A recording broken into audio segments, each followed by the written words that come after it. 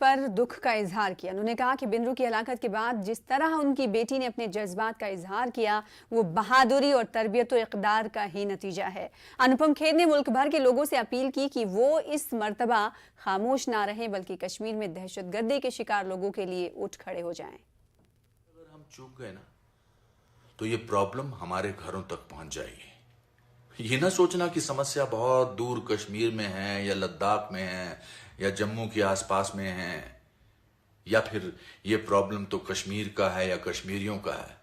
नहीं, आज की डेट में ये हमारा प्रॉब्लम है, आपका प्रॉब्लम है, मेरा प्रॉब्लम है। सिक्योरिटी फोर्सेस हैं, वो अपना काम कर रही हैं और करती रहेंगी। But let's as Indians not keep quite.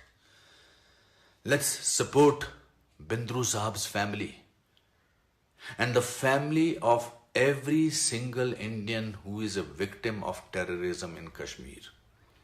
This time, don't keep quiet. आगे बढ़ेंगे। उत्तर प्रदेश के लखीमपुर खीरी सान्हे पर कांग्रेस ने जम्मू में गवर्नर हाउस के सामने खामोश एहतजाज किया।